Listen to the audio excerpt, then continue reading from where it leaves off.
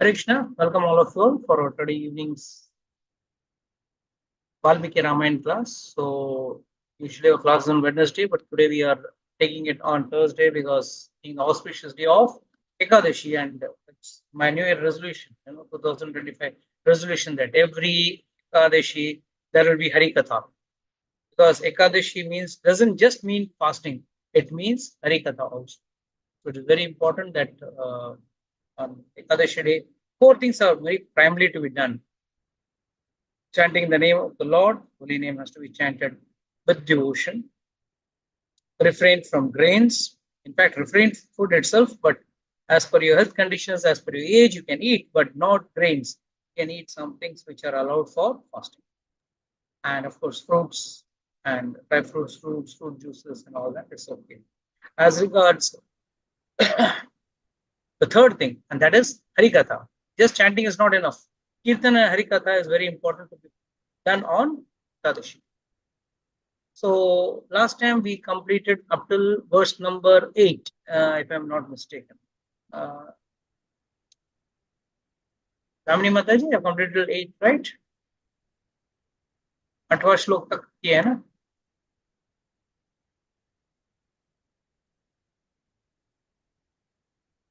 Okay, so we will start from shloka number 7 again, so that we can get the full flow of it. Then it will be easier for us. The noble minded, there's 1.2.7. Okay, then the second chapter of the BAALKANDA.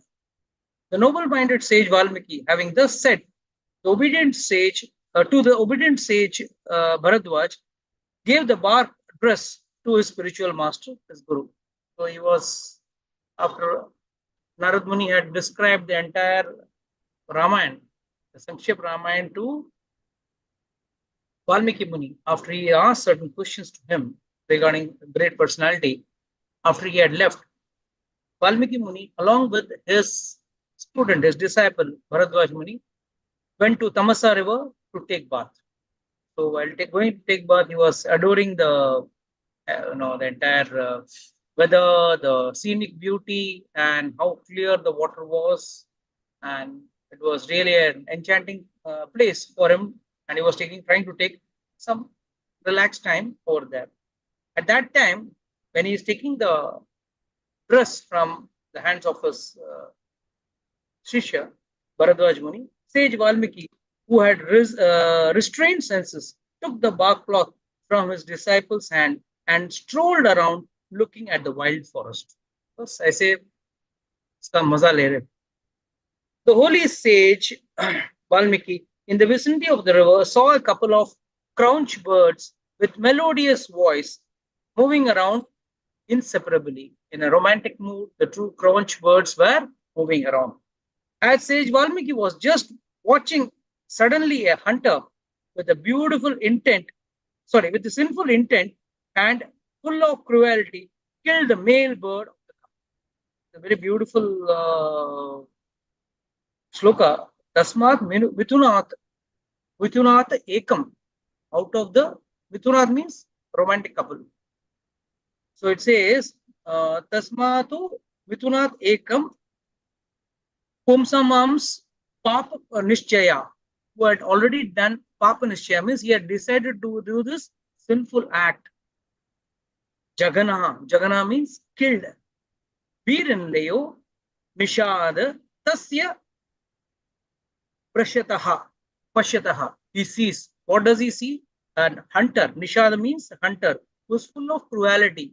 He kills one of the two crouch birds together, who are having a nice romantic time.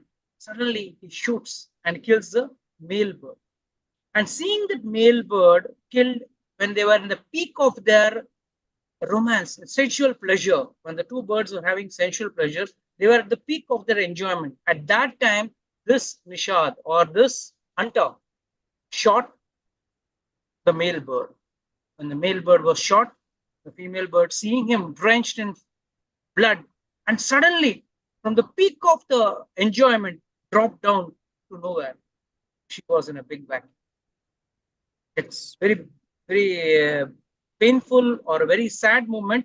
But the reason behind why this sad moment happened is also explained in the later on verses. Those constantly united companions, intoxicated with love and enjoying sensual togetherness, suddenly got separated. Seeing her mate, his body drenched in blood, rolling on the ground and killed, the wife cried with piteous words.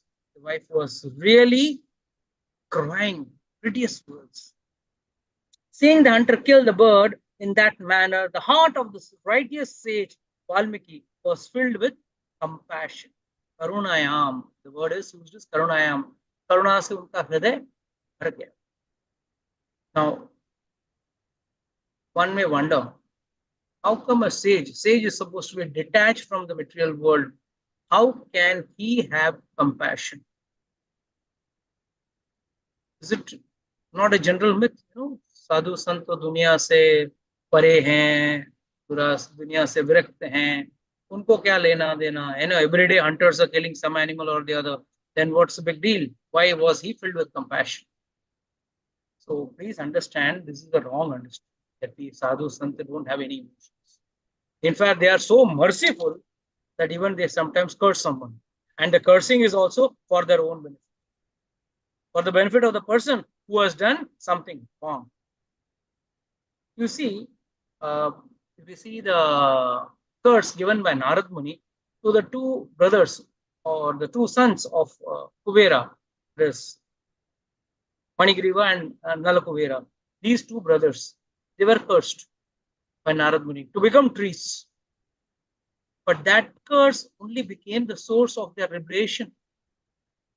When they realized their mistake, they begged from Narad Muni, what should I do? Don't worry, you will be born as Arjuna trees in Vrindavan, in the courtyard of Krishna's house.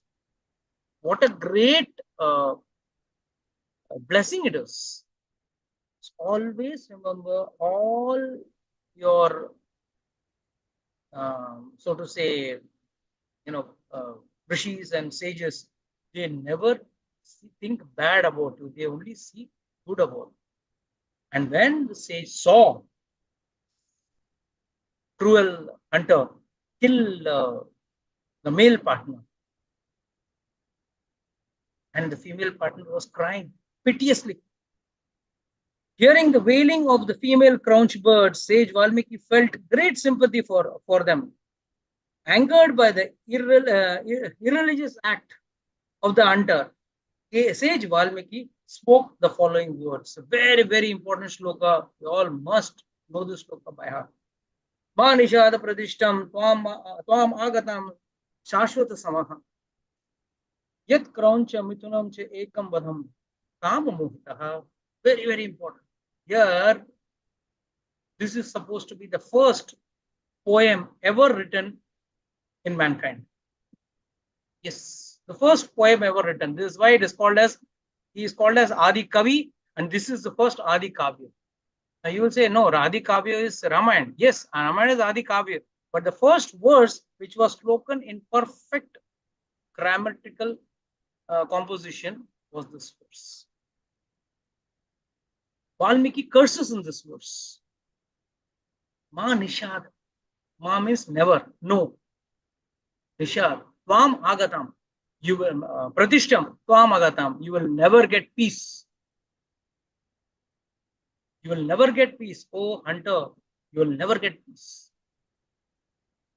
And that too for what time? Shashvat samaha. For a long time or for an eternal time. Why? Yet krauncha mithunam cha ekat vadam. Out of the two birds who are in mithuna. Mithuna means sensual pleasure. Ekam, you killed one. Ekam vadam. And who are they? Kama mohita. They were in kama mohita. Kama mohita means in lustful engagement. So sage Valmiki cursed, O ill-fated hunter, for killing one of the crouched birds who are enjoying sensual pleasure. You will never get any recognition or peace for eternal time. There's a little technical things which you got to understand. The act of the hunter was extremely heinous. As it is, killing is prohibited, but over and above, He killed the birds who were enjoying sensual pleasure. The word pratishtham generally refers to recognition. Pratishtham means recognition, right? But here it is said for such an heinous act, such which the hunter has committed, he will never get peace and loses recognition for eternal time. He will never get peace and loses recognition for eternal time. This verse is supposed to be the first poem ever written for mankind. Hence, sage Valmiki is known as Adi Kavya, and his entire composition of Ramayana is known as Adi Kavya. Many acharyas say that this verse represents the painful part of Ramayana.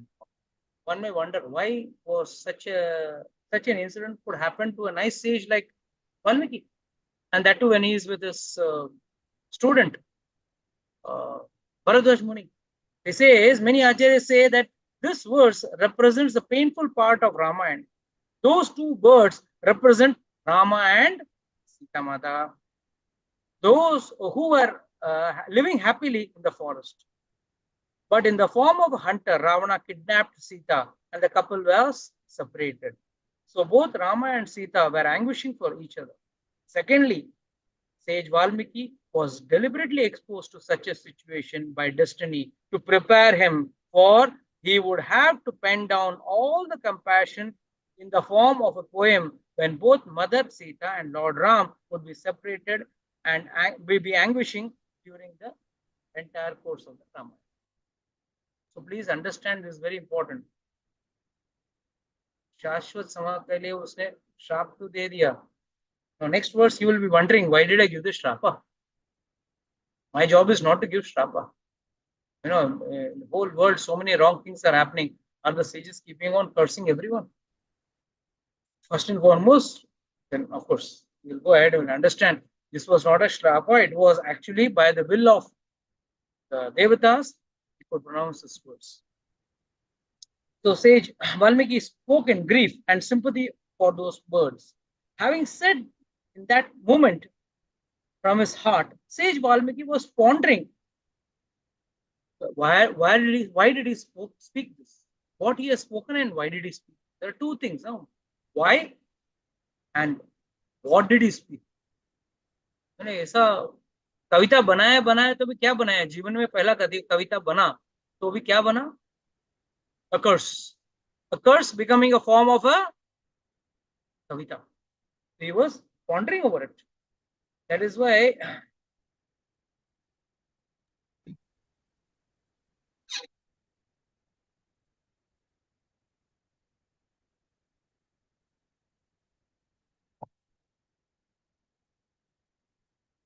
words in the shloka is very important. Thinking again and again. He was thinking again and again why and what is wrong. Why did he intend to give us, what provoked him to give a curse? And that too in the form of a nice, beautiful verse. The curse spoken by Valmiki was in the form of a poem, and he was wondering how he could be, how could he give a curse in such a way? It is said that by the will of Lord Brahma, Goddess Saraswati had sat on his tongue and made him speak this grammatically composed perfect poem. The great sage Valmiki, the best among the sages, was thinking about what he had spoken. Then he made up his mind and spoke these words to his disciples. All his disciples were also wondering why their Guruji is speaking nice, beautiful poem, and that too in the form. That too, what is he speaking? The form of poem, verses. So sage Valmiki said, "Those words which arose from my grief, out of my grief, were perfectly well rhythmed, were a combination of balanced words and well tuned to be sung on instruments, musical instruments. They should be considered as shloka, and not otherwise." So please understand this.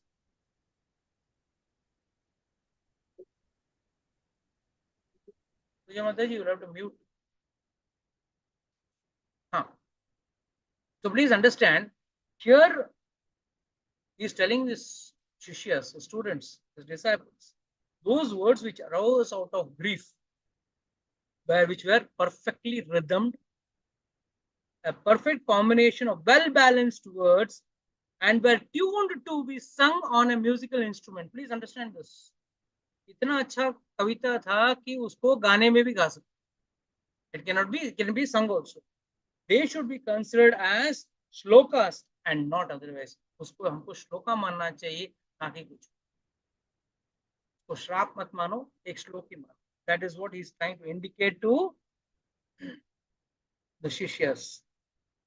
Through his composition, though it was out of grief, the shloka was perfectly systematically balanced and rhythmic. The shloka was in a perfect chandas meter. What he spoke was not to be taken as a curse, but as a perfect verse. Sage Valmiki was telling Bharadwaj to memorize this verse. The disciples happily received what was spoken by Sage Valmiki.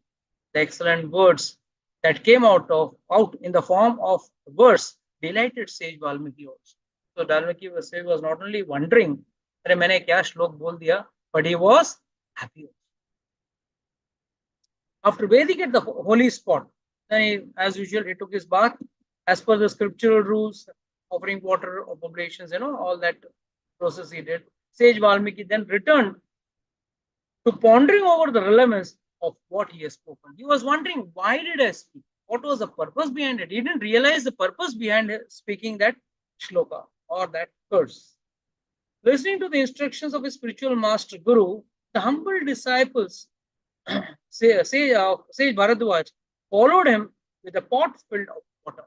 So he was just following his Guru with a pot filled with water. So there are some beautiful messages which we have to take at this point. The Bhagavad Gita 4.34 states that one can receive spiritual knowledge only from a spiritual master after pleasing him and rendering all service to him. Only when pleased with such a disciple will a true Guru, who is fully understood the truth about God, discloses that knowledge to that disciple. So the Bhagavad Gita Lord is clearly mentioning how a person can get or derive knowledge from his Guru. So first we have to please our spiritual master. That's the first condition.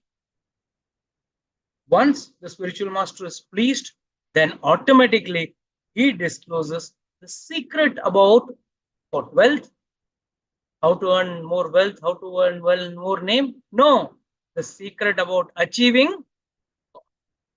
That's the most important. That is why from the behavior of Sage Bharadwaj, one can understand that the practical application of the above verse. It is said that one gets 100% knowledge collectively through the following 4 ways. 25% knowledge by studying the scriptures under a true spiritual teacher. एक गुरु के नीचे पढ़ाई करने से क्या फायदा है? 25% ज्ञान मिलेगा. Only 25, mind you, out of 100, only 25%. Then what about the rest of the 75%? 25% knowledge by the mercy of the spiritual. So yeah, now you got 50% knowledge. First 25 is by studying under the spiritual master. Second 25 is by mercy of the spiritual master. Third, you get knowledge with time. Oh, that is what we call as experience. Padha tha, samajh mein aaya. So that's experience. Last, knowledge with experience. So the total 100% knowledge is gained in these parts. Sometimes knowledge you don't get in the very first shot. It takes time for you to get it. And sometimes only through experience some knowledge sits in your mind. So one gets only 25% knowledge by his studies, but the complete knowledge of other factors are more important, play an important role. The mercy of the spiritual master plays a very important role. How many of you all know about Sandipani Muni? How many of you all heard about him? Naam suna hai? Ji Prabhu. He was a spiritual master of whom? Krishna. Krishna. So Lord Krishna himself was a student of Sandipani Muni. So what makes who can be more smarter, intelligent, and knowledgeful than God himself? But still God is showing, no, if you are in this material world, you need to follow a spiritual master. So he was under a spiritual master. But more than that, Sandipani Muni was serving his spiritual master in his young age. And his very spiritual master was very old, very old. But he was serving him sincerely. He hardly could have time to gain some knowledge from his spiritual master. So what come time उनके पास track and learn knowledge and study the Vedas and everything. But he sincerely served him.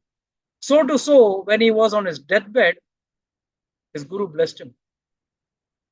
Guru blessed him that you have served me so well, so nicely, that I bless you. But automatically, all the knowledge of the Vedas will sprout in your heart automatically.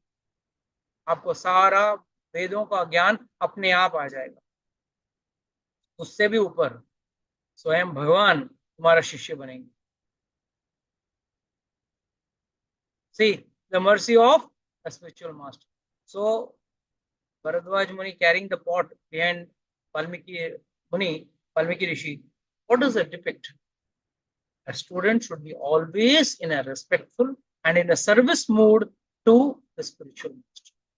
As much as possible, one should serve a spiritual master to please him. See, there is something called in the material world pleasing in a different way, what we call as buttering. That should not be done. That's where people generally get misguided or carried away. A true spiritual master doesn't require your praises, your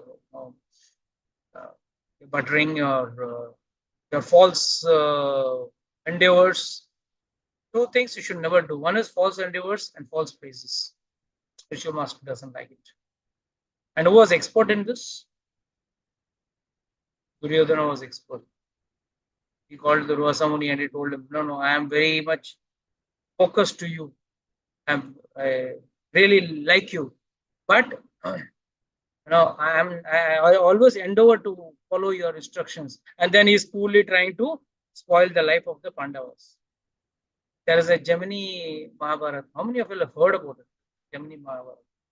It's a beautiful story in that.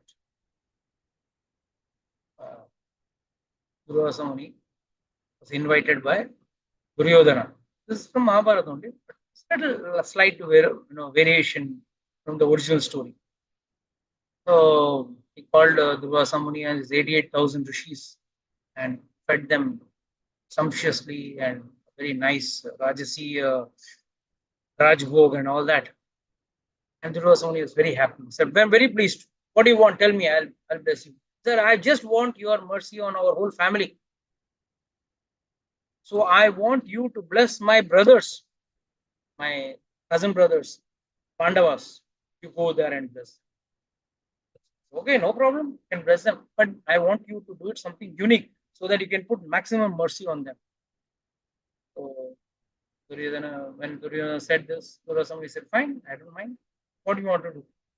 He gave them a mango seed of a mango, mango fruit, seed of a child. He told Durvasa, you tell this, give this to Bhima, ask him to hold this in his hand. And within few minutes, that tree should spring up into the seed should spring up into a huge tree with ripened fruits. And with those fruits, I should fill my stomach. I and my shishya should fill my stomach. And then when they will do it, they can do it very easy, not a problem. And when they will do it, आपको क्या करना है? आप उनको खूब आशीर्वाद Barsana. So as planned, Durvasa Muni came. He told Yudhishthira Maharaj, I have come to bless you all. Very happy. Yes, please come.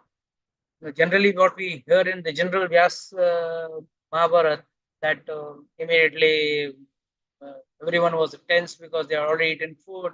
Akshaya Patra could not produce any more food because Draupadi had eaten, and then he sent them to take bath, and Draupadi called Krishna. Krishna came and the pot.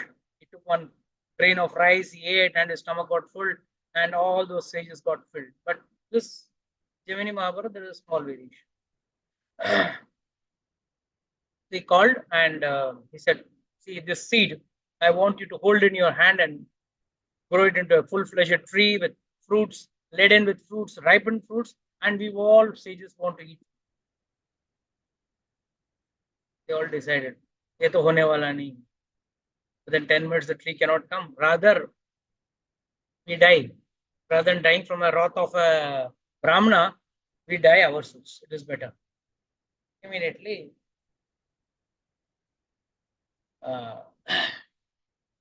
Krishna then Draupadi called, wait, Krishna is there, he will help us. He will help us to find out a way. Immediately called Krishna. And Krishna came. So yes, Bhima, you can do it. Hold it in your hand. It was very strong and powerful. Put the seed in his hand. And he said, if I have ever feared, then don't sprout. Otherwise, if I have never feared and brave with bravery, I have fought always righteously. Let this seed sprout. Immediately the seed sprouted. Then immediately Dharmaraj said, Yudhishthira Maharaj came and said, if I have never told any lie, let this sprout become a full-fledged tree. Bhim was strong enough, was holding that seed, and it came out to a full-fledged tree. Then other brothers also came, Arjuna, Nakul, Sahadev. They said, if we have done as per the righteousness, let it bear fruits and the fruits ripen and all. And within a few minutes, the tree was ready, standing, laden with fruits, ripened fruits. And all the sadhus ate the mangoes. All the rishis along with Durvasa Muni ate. They were very happy. Said, oh, great, we enjoyed. Thank you very much. We really loved this fruit. It has filled our stomach to the brim. Now I would like to bless you. So then Bhim said, okay, you want to bless us, really? Then may victory be always in our side. Yes, that will be always in your side, undoubtedly. Ask for one thing more. Something. And Bhim thought of doing a surgical strike on Duryodhana. Immediately he said, oh, I got a problem. The problem is I eat a lot. मेरे पेट में ना विक्र नाम की अग्नि विक्र, the special fire. No, we all have got fire in our stomach that actually digests the food.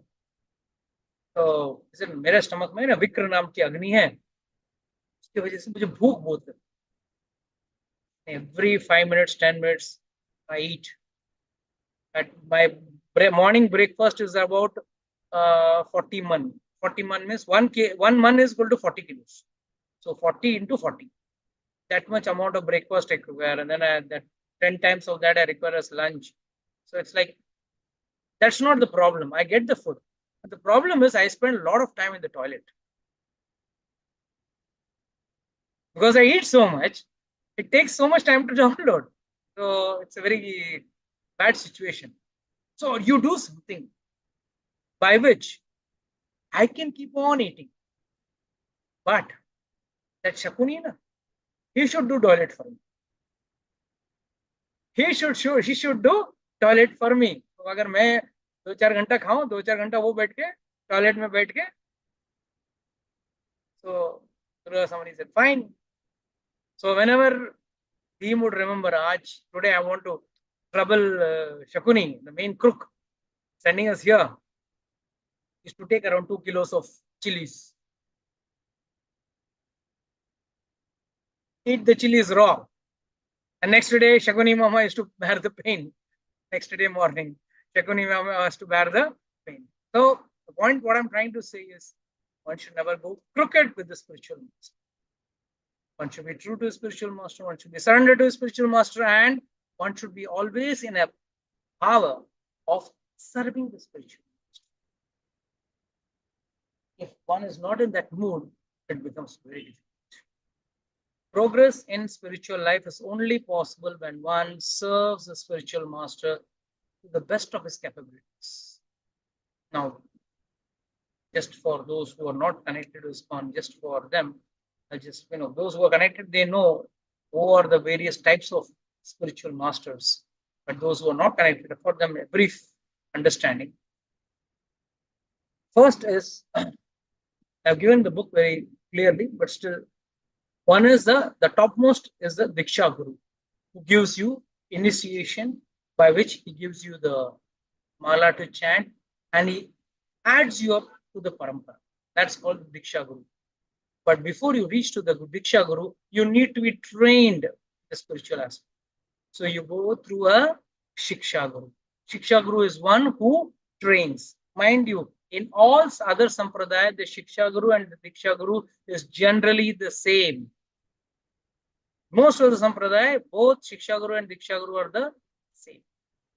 But at times they may be different, especially in ISKCON, it's very different. So Shiksha Guru gives you the Shiksha, the knowledge. But more than that, there are two more Gurus which are equally more important. Then you have to give your service and your homage to the Pada Prataksha, the one who guides you to the spiritual. Many of us think, oh, no, he just told me there is a classes going online, or there is a classes going on the so and so place, and then I went and joined and bas ho gaya. No, that's not the real understanding. The real understanding is that Pada Prataksha Guru has been very merciful on you. Maybe he might be your friend, he may not be your friend, may have just enrolled you. It's all the various cases possibility. But still, the Pada Prataksha Guru takes you to the Shiksha Guru and make sure that you are in the path of spirituality. But above all, there is a bigger Guru sitting in your heart, and he is called as Chaitya Guru. Chaitya Guru's power can be felt when you have an inclination to get this knowledge. You can carry someone, pull someone to a spiritual class, to a satsang, a Ramayana or a Bhagavad class. But it is very difficult for one to be pushed further. I'm sorry. It's very difficult for one to be pushed further. The reason is, if the Chaitya Guru from inside gives you that impetus, yes, I should listen to the Pada Prataksha Guru, and I should go ahead with the Diksha Guru and gain the knowledge, and then finally go to the Diksha Guru and take Diksha. This is the process by which a person passes through and finally reaches a point of Diksha. So please understand that though one may call anyone a Guru, जैसे चोर के भी गुरु होते हैं, खाना बनाने वाले के भी गुरु होते हैं. आजकल काफी माताओं का गुरु इस यूट्यूब. खाना बनाना नहीं आता तो you refer to YouTube and you make that dish. So all bottom line said, no, there you don't have any Diksha Guru, Shiksha Guru, anything, just your YouTube becomes your Guru. But let's understand this. Without a Guru in one's life, nothing is possible, materially as well as spiritually. It's better one surrenders to a Guru and not do whimsical devotion. People generally have got a very dirty or a wrong practice to follow, and that is, हमको गुरु गुरु की जरूरत नहीं है, बस I attend any class whichever I get, and I read the book by myself, and that's it. And I don't want a guru. I don't want to be submissive to a guru.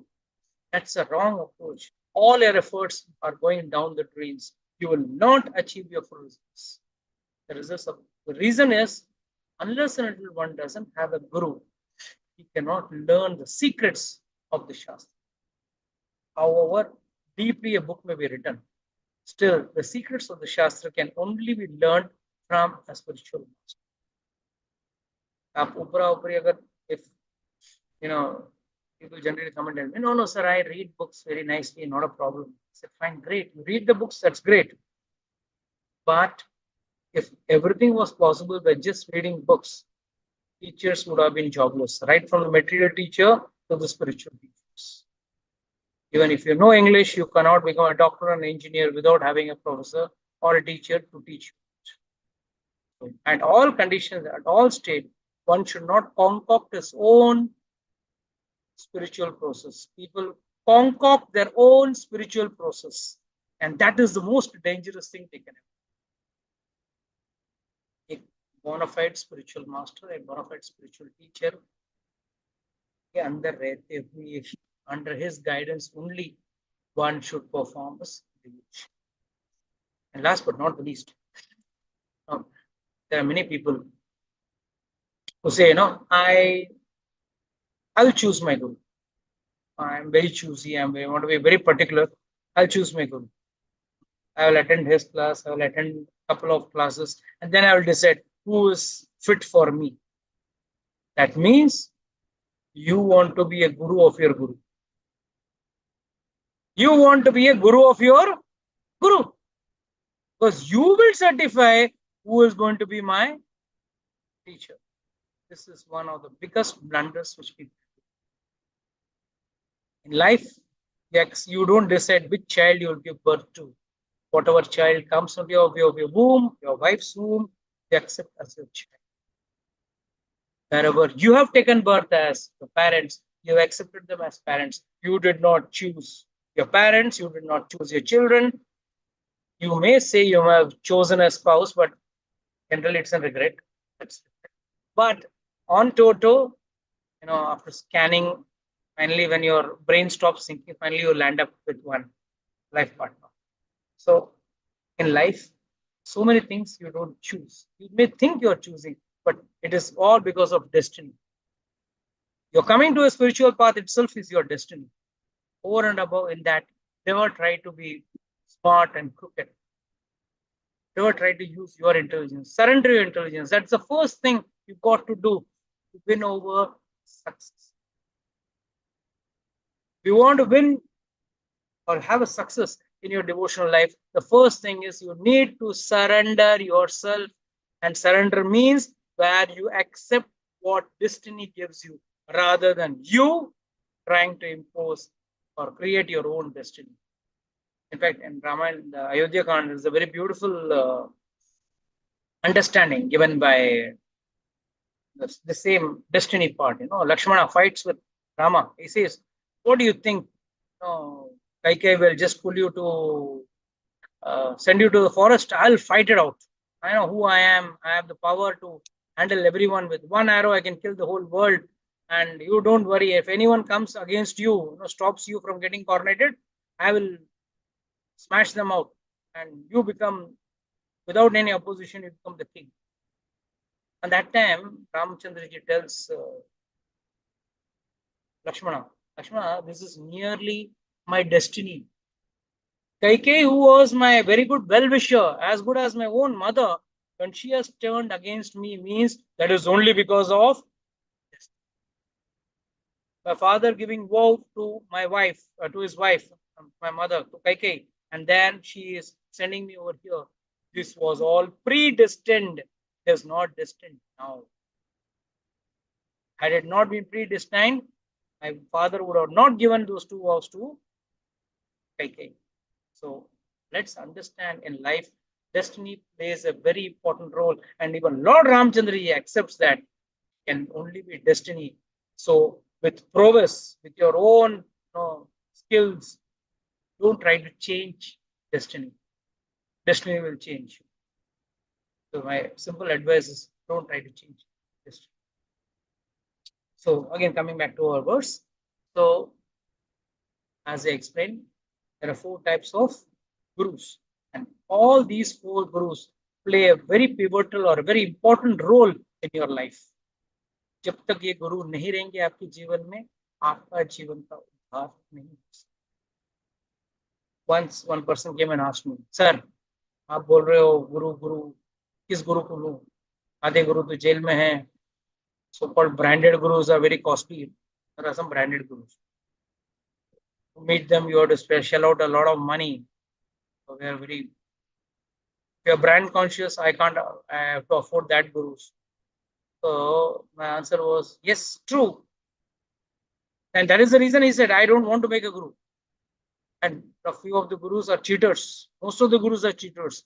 Most of the brahmanas today are cheaters. So I don't want to do even shraddha for my parents.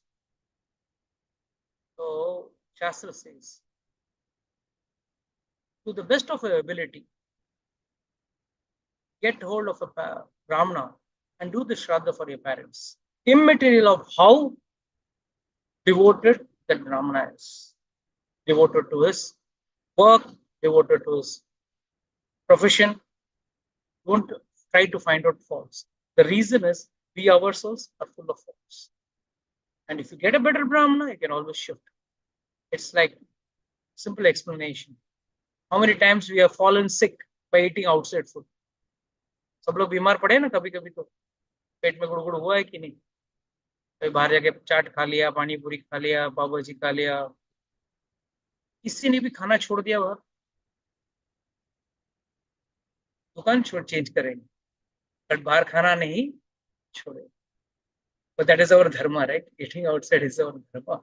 Similarly, our prime dharma is to follow our spiritual master and to follow the rules of the scriptures, the rules given the scriptures. So, how do you follow the rules given the scriptures? Very simple. If you don't find, till you don't find a better worthy Brahmana, follow that Brahmana and get your Shraddha and other ceremonies done by him.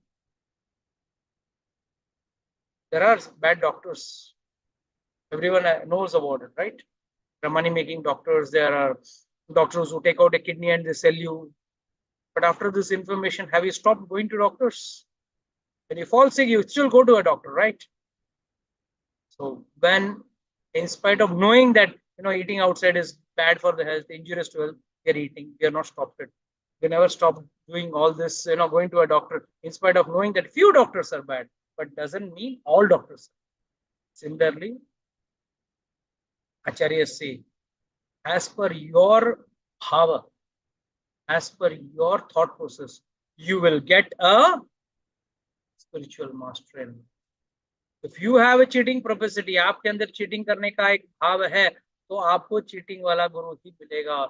और आपके अंदर अगर सही भाव है, सही प्राप्ति करना है, then you have to first pray to God for a proper spiritual master. Tell me, when Dhruv Maharaj angrily left his palace, mother said, yes, you should go and worship Vishnu. He never knew that he needs to have a guru also. He left out for the jungle, small kid, going towards the jungle, pray to God. And that too for what? A materialistic purpose. He wanted a kingdom bigger than his grandfather, Ramaji's. He wanted his own creation. So he started out. And the minute he ventured out, Lord saw, oh, he is on the path of searching me. Immediately he told Narada Muni, please go and guide the child. Similarly, when you have a sincere desire to achieve God, or at least go near God, God makes the necessary arrangements. All the arrangements are made and things fall in place automatically. First, your desire to achieve God should be sincere. The minute your desire to achieve God is sincere, everything falls in place. Like Narad Muni came in front of Dhruv Maharaj. First and foremost, he told him, hey, सब जीवन में तो insult तो चलते रहते. Go back. Go home. Go home. Spit out your anger and go home and relax. When you become big, you come here. Then you can search for God. Immediately he said, no, I have come with a resolute determination that I am going to achieve God. And then Narad Muni gave him his advice. How he should make a deity of the Lord, how he should take bath, and how he should do all, strict vows he should follow. What does this actually mean to us? Even a spiritual master at times will test you how good and how resolute you are in your purpose or in your decision to achieve God. If your path is resolute, your path is determined, then immediately the spiritual master guides you with the upper level of whatever level you are, he will put you in an upper. So this is the main understanding we all should have about a spiritual. If one doesn't have these understandings, or rather doesn't even plan to surrender and take the shelter of a spiritual master, all his efforts, I don't say the word waste, but definitely will not fructify to the level it should. If it is supposed to fructify to 100%, it will fructify only to 70%. The rest 30% stays reserved because Lord doesn't accept anyone directly. He accepts only through a spiritual master. Without a spiritual master, one cannot achieve God directly. You can't bypass, without a teacher, without a textbook, one cannot pass any exams. It's like that. Okay, with this, I would like to close today's session because then we are going to go into the next stage of the chapter. So we'll continue next week.